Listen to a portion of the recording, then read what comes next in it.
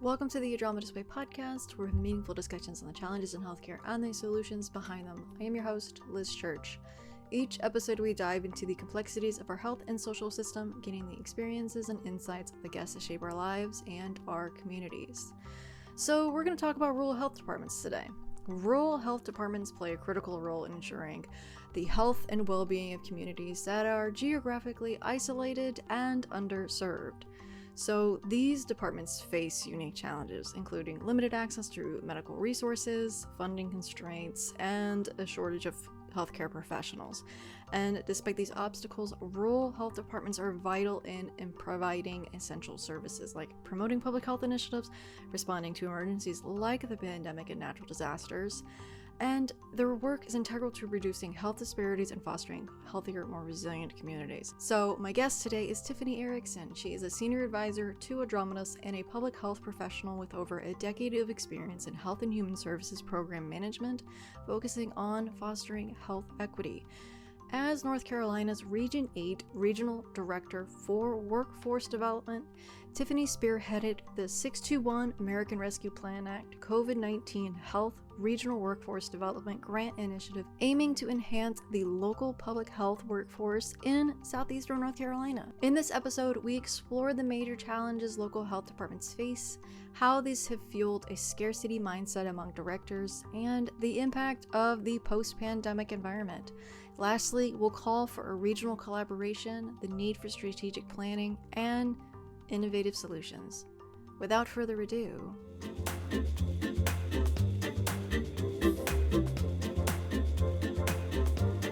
hi Tiffany, welcome to the podcast. Hello. So as we begin, let's discuss your work with rural health departments funded through the American Rescue Plan Act, or ARPA.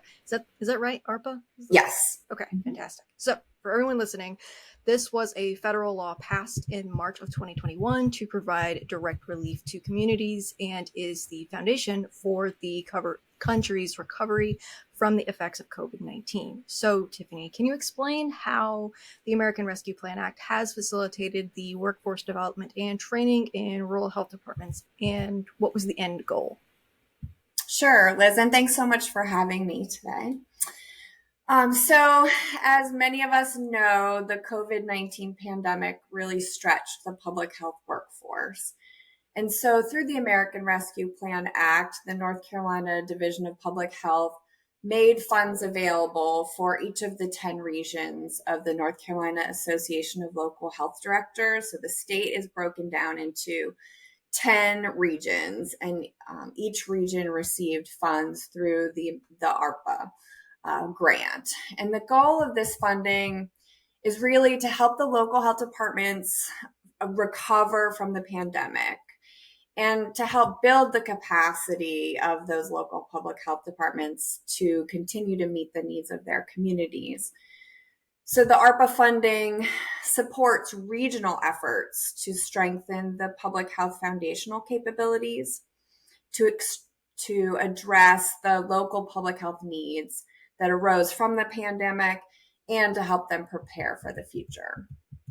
In many rural health departments across the state of North Carolina, this funding provided a very needed opportunity for local health directors to take a step back and to look at that bigger picture of how to prepare for the future. So they've been able to plan strategically with a focus on resource sharing across the region and really to focus on innovative problem solving. And collaborative efforts have been made to forecast local workforce needs. And then regions have developed workforce pipelines to help address those needs. We've identified skill gaps, and then we've provided training to address those gaps.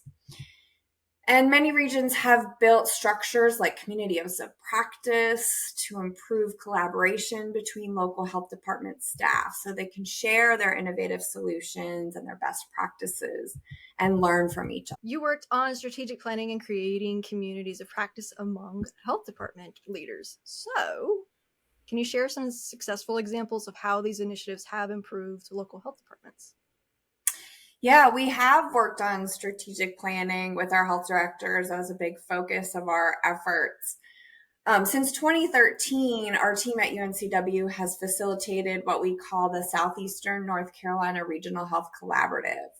And over the years, that's evolved to include the leaders of each of the 9 county health departments across the region, which is Region 8 in North Carolina. And really the goal of this collaborative is to improve public health through collective regional impact. So we already had this existing structure when ARPA came along to really utilize and leverage to do this work. So the pre-existing collaborative served as the leadership team that we partnered with to plan strategically for the use of the ARPA funds. In the summer of 2022, our team conducted a comprehensive needs assessment. We wanted to identify what training and resources were needed by the staff in Region 8. And so we found that staff felt they needed training in a number of areas, like communication skills, leadership development, understanding and interpreting data. They also were really interested in developing relationships with staff members and other health departments within the region to help facilitate that learning from their peers and learning with each other and collaborating. Staff really wanted the public within their communities to know about all of the services that they provide across the health departments, because they knew that there were people that needed services or didn't know that those services existed, and that was really important to them. And they also expressed the need for some specific resources like improved technology and equipment. And so in collaboration with the health directors, our team designed several initiatives to help address a lot of these needs. One of the initiatives that you mentioned already was the Health Educators Community of Practice. And we developed a community of practice to provide a formal, sustainable structure so that health educators from across the region could collaborate with each other, share their best practices, share their challenges and what kinds of solutions they're coming up with to address those, what kind of programs were really successful within their county, and the best practices that they found. And so they have looked at tobacco education programs. They've looked at their community health needs assessments, their community health improvement plans. They're planning a training on facilitation to help build skills that they need to facilitate meetings with community partners. They've really taken ownership and built this sustainable program that they can continue to use across the region to help each other improve their services. Another initiative that we pursued involved communication training for all staff members. So first, we distributed a communication style assessment to each staff member in the region. And this assessment report, the report that came from the assessment, provided insights into each individual's personal communication style and strengths. And then we hosted a number of webinars with a faculty expert from our campus at UNCW to teach everyone how to apply these communication strategies and their particular communication style to help manage conflict and to improve the dynamics and the culture within their health departments. And so we received feedback that this has really improved some of their team dynamics in the local health departments. That's really another initiative that we worked on was contracting a communications firm to build a campaign for each health department in the region and then the region as a whole to really educate community members about the different services that are available to them through their local health department. And as I said before, this was something that was really important to staff to make sure that their community members understood how many services they could receive from their local health department. So for that project, 25 staff members from across all 9 counties took part in these in-depth interviews to help design this campaign that would raise awareness for their services. And it also provided public transportation services that would explain how to access the health department from across the counties, or the one that's closest to you if it might be in another county. Some counties allow that. And so So these different initiatives that we worked on really were designed to address those very specific needs that we found in that needs assessment. This is all great stuff. I mean, like, we could write a book about all of this and shine a light on, look what we did, the successful outcomes to all of these things. The one thing I do want to kind of pivoting into talking about funding streams. So, when you and I were discussing preparing for this conversation, you were talking about how normally funding streams are pretty narrow. They have narrow definitions on how they can be used and when and so on and so forth. But the American Rescue Plan Act had a lot more flexibility. So, how have historical funding limitations affected health departments, and what changes have you observed with the flexibility of ARPA? Sure. Well, funding for local public health departments can be really complex. So they receive funding from multiple sources: so federal funds, state funds, Medicaid, county appropriations, sources like grants, fees for service. So it can be a wide range, and a lot of different funding streams have real significant funding limitations attached to them. And that can significantly impact the services that the local health departments can provide. So that can impact their efficiency and the health outcomes of the communities that they serve. So I have a specific example for you. A few years ago, funding was provided for syringe exchange programs, and that can be an important strategy for harm reduction. However, the funding did not cover the purchase of new syringes. So it's awfully challenging to operate a syringe exchange program when you're not able to purchase syringes, right? Another instance that a colleague was sharing with me recently, she was involved in a community transformation grant project that was aimed at increasing access to walking and biking. And even though that was the goal of the project, they were not able to use the funding to develop walking trails or bike paths or purchase bicycles for people who need them or shoes for people who need them. But they could fill their supply closet with pencils if they wanted to. So there's really this disconnect between the goals of some funding and what it's allowed to be used to purchase. Right. So the ARPA funding, it was initially a 1-year grant. It has been extended at no additional cost, but it was designed to address workforce needs. But hiring someone with funding that lasts only 1 year is not a sustainable strategy either. So it's not perfect, right? But ARPA funding provided a lot more flexibility. So there were restrictions, of course, but the funding allowed the regions and even counties within the regions to identify their unique, most pressing needs and then allocate those resources accordingly. So a lot of the regions identified similar training needs like leadership and data analysis.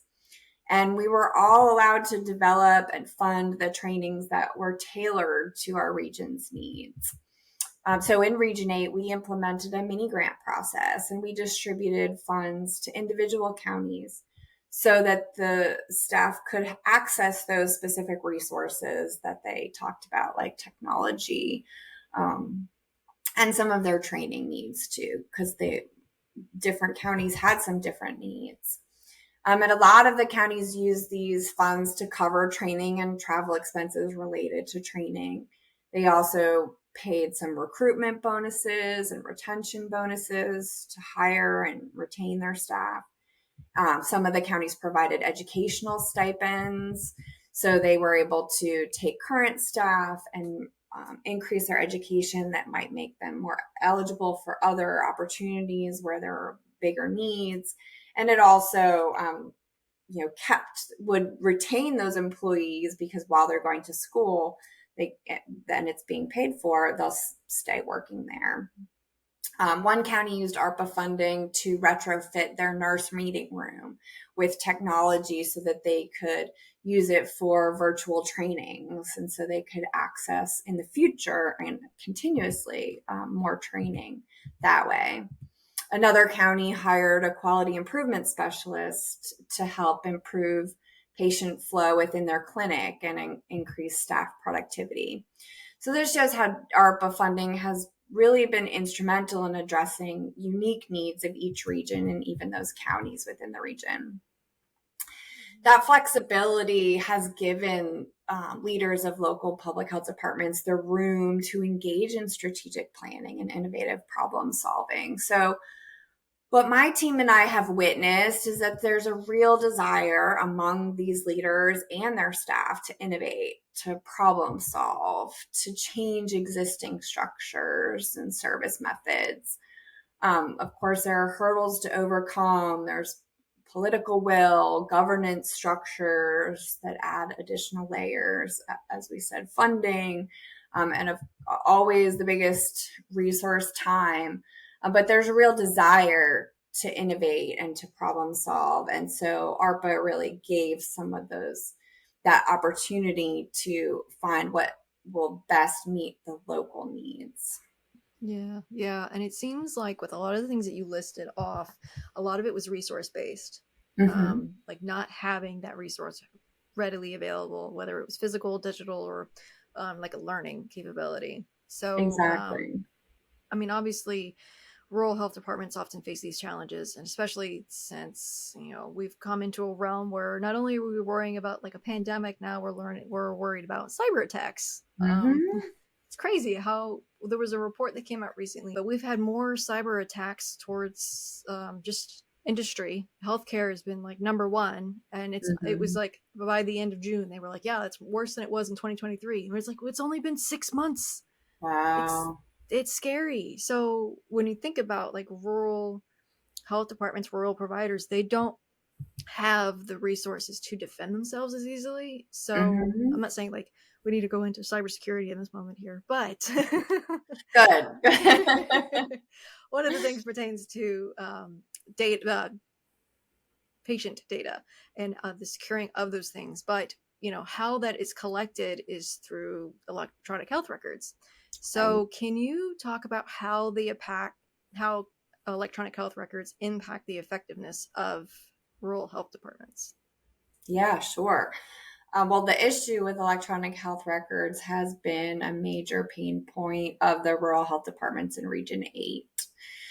And so, a major responsibility of local health departments is assessment and surveillance, right? And so, this involves this systemic, ongoing collection and then analysis and dissemination of data. And that data should really inform decision making that impacts public health. How it's been described to me by the health directors in my region, in Region 8, is that when North Carolina switched from paper record keeping to electronic health records in the health departments, the company that most of the health departments contracted and pretty much all of the rural health departments in my region worked with the same company. And they came in and said to the healthcare providers, how do you want us to build these templates? And the provider said, well, we want something that looks just like what we use all day, this paper thing. We don't want to learn a whole new system and also learn a different way to have to collect data. We want it to be as seamless as possible of a transition, which makes sense. So the company developed customized templates for each county. So they had templates already, but instead of using those, they developed customized templates, and those mirrored each county's paper health records. So they already were starting out with different things for each county. But whenever this company made a customized template, they made the data fields empty text fields. So if you know anything about data analysis, you know how difficult it is to extract and analyze unstructured data that's in open text boxes. Mm-hmm. So this is really hindering the ability of our health departments to monitor health trends and respond to public health emergencies in a timely manner. Mm-hmm. With the text fields, the quality of the data can be compromised. There may be inconsistent data entry or spelling errors or other kinds of lacks of standardization that lead to inaccuracies. And then this process, and this really onerous process of manually extracting the data, interpreting it, and then analyzing it is extremely time consuming. So this is particularly problematic if there were another public health emergency and we need timely data. It really takes significant resources that can be used for other critical public health activities. Mm-hmm. So now reporting might actually be just as difficult for these rural health departments as it was when we had paper records. But there's just much more reporting that's expected of them because they should be able to access this data and easily put it into reports.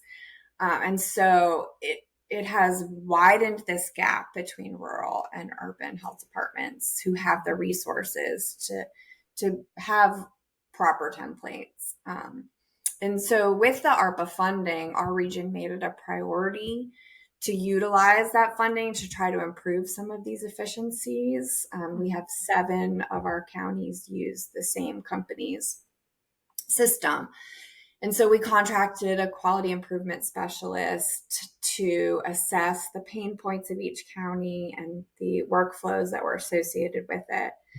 And they were able to provide some support to individual counties and improve some of the workflows. And so in the future, we want to really focus on advocating for the ability of counties to share their templates, especially the larger counties, be able to share them with the rural counties and give them access to these templates that are built to produce the reports that are required. And so if larger counties were able to share those resources, it could really help make the rural health departments more efficient and effective. Mm-hmm.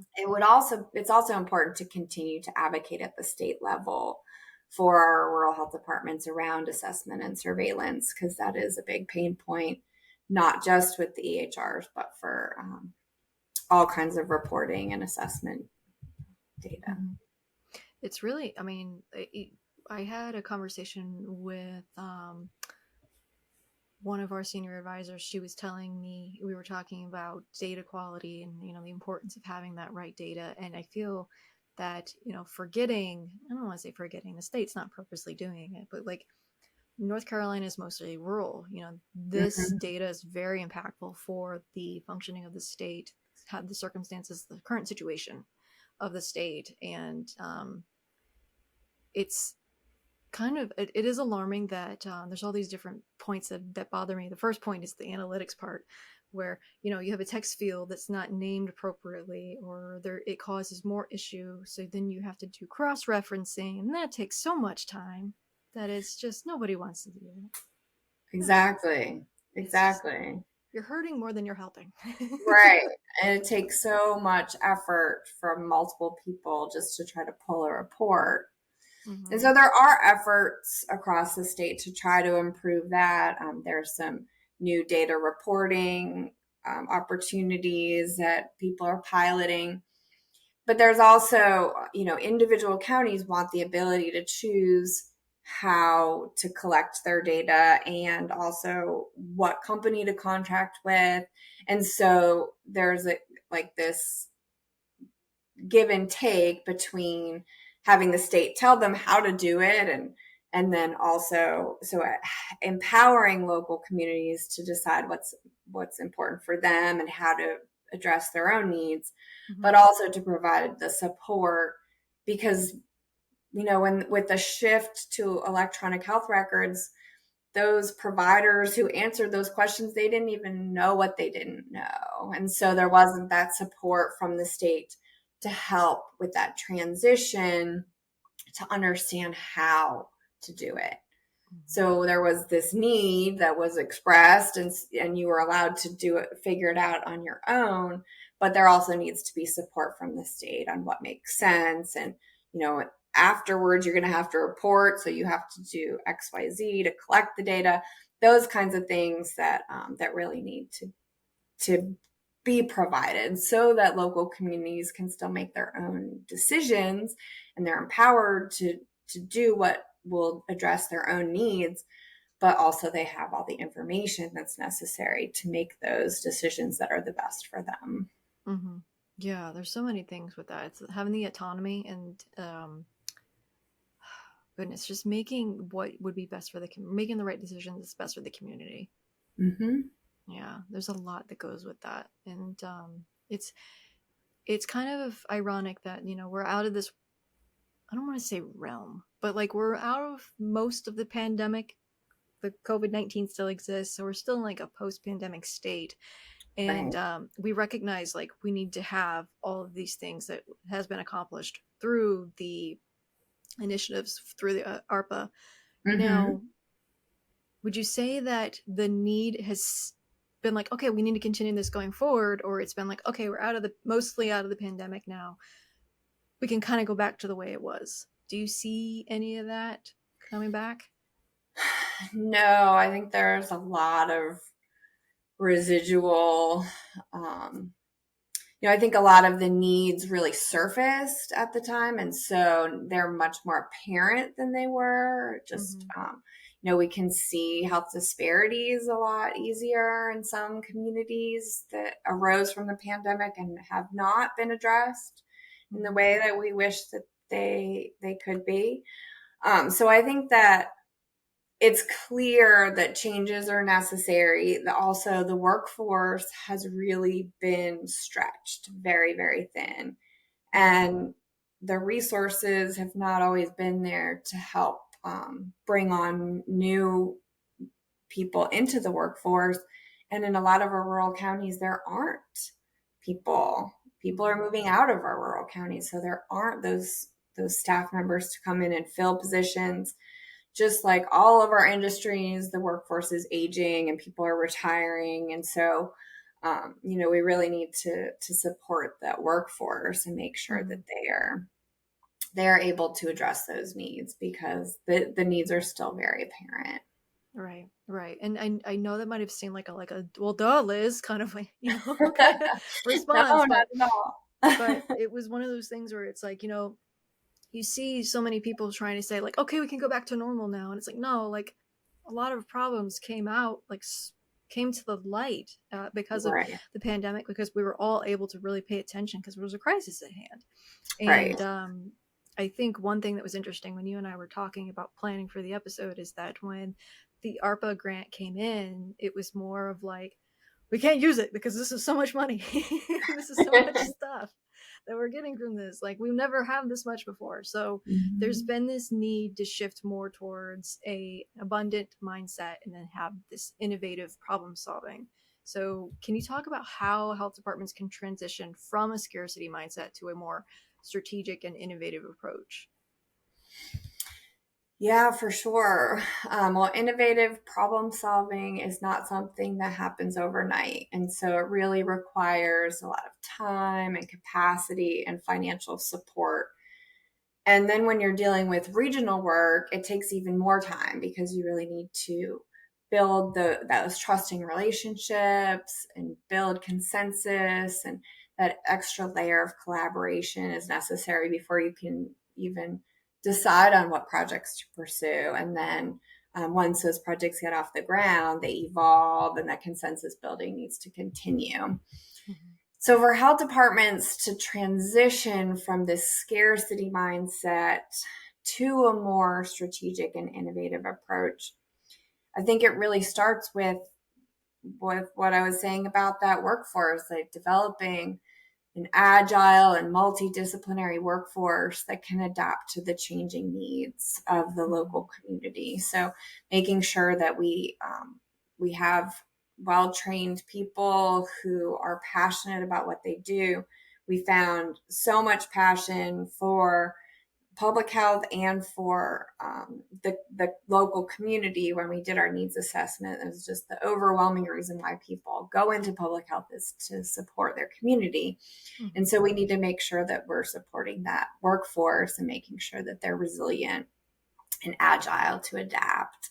Mm-hmm. I think we also need to foster partnerships. So that is, public health can't do it all on their own. And they don't try. They really focus on working with community-based organizations within their community, and also partnerships with academic institutions, both for building pipelines for the workforce and to share best practices and do research on best practices and those kinds of opportunities that exist with those academic partnerships. And those can really help with resource sharing, but they also require that emphasis on collaboration. And so it's takes that extra time and capacity. But I think as we focus on those kinds of collaborations and resource sharing across the regions, that health departments can move away from that scarcity mindset and take a more strategic and innovative approach. And then they'll be better equipped for future health challenges. Mm-hmm. Mm-hmm. So then, to wrap everything up, we're going to talk about the looking ahead, the future in this moment. So, what are your hopes for the future of the rural health departments, and what kind of key challenges do you believe are necessary to enhance their effectiveness and efficiency? When I think about rural health departments, I think about the fact that they are the backbone to their rural communities. Really, they're the ones that are making sure that everyone has access to quality health care within their community. And so they are really the ones helping to bridge those health disparity gaps and boost the overall health of their populations. So I think for the future, it's all about stability and flexibility. So imagine if these health departments had a steady flow of funds that they could use as they saw fit to really address their unique needs, rather than juggling funds from different sources with their own sets of rules and reporting requirements, like we already talked about. And so if we could streamline this process, that could really be a game changer in terms of efficiency and effectiveness, especially for the rural health departments. So I think we need to explore innovative funding models and new ideas about how to fund rural local health departments so that they can use that funding in a tailored way to address their unique needs. But it's not just about money, right? It's also about data, as we've talked about. And the future of local public health in North Carolina and everywhere is tied to how we use data, how we collect it, how we share it, how we communicate it. And so that data will drive improvements in how we deliver services and the outcomes that we achieve. And so we have to make sure that we're able to capture it in an efficient way and report on it in an efficient way so that we can, and also share it with each other. So that's a big goal of our counties, is to just be able to share the data with each other and see how we compare as a region to other regions. And then, of course, the workforce. We can't forget about those people that are behind the scenes with their boots on the ground doing that work. And so it's absolutely crucial that we build and retain a strong public health workforce. And those are the people that are out there in their communities making a difference every day. We need to make sure that they are supported. And then finally, I think it's really essential, as we've already touched on, to respect that local decision making, make sure that every community is empowered to meet their own needs and to evaluate their own circumstances and decide how to meet those needs. So we know that our rural health departments work extremely hard to improve the health of our communities. And when all of the stakeholders, all of those members of the communities that are invested, when they can help put together the resources and collaborate with each other, then they'll be able to really enhance the effectiveness and efficiency of our rural health departments. And our rural communities deserve it. Yes, they do. Mm-hmm. Yes, they do. We're closing on that. Well, I really appreciate you coming and talking to me about this. I mean, I learn something new every single time I do these interviews with folks, and I'm like, oh, what are we learning today, ladies and gentlemen? That's great. Rural health departments. And at the end of the day, it is important stuff that we're learning about, and because we're learning about the good work you're doing to better the community, so people have better access to healthcare, better knowledge to things what their community needs. It's all good stuff. Yeah. Thank you, Tiffany. Thank you, Liz. Thanks for having me. Absolutely. The Andromeda's Way is produced by me, Liz Church. Editorial assistance for this episode was by my fantastic team at Andromeda's. I would like to express our heartfelt appreciation to our guests who've shared their expertise, stories, and insights with us on the podcast. And finally, a big thank you to our listeners. Your support and engagement have meant the world to us at Andromeda's. We're a boutique consulting firm with the imperative mission of creating healthier, more resilient, more equitable communities. I encourage you to connect with us. Let's continue these conversations and work together towards positive change.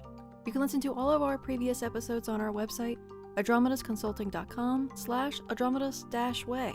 That's ARTOMITOS. We can also be found on Apple Podcasts, Spotify, Amazon Music, or wherever you get your podcasts. We'll see you next time.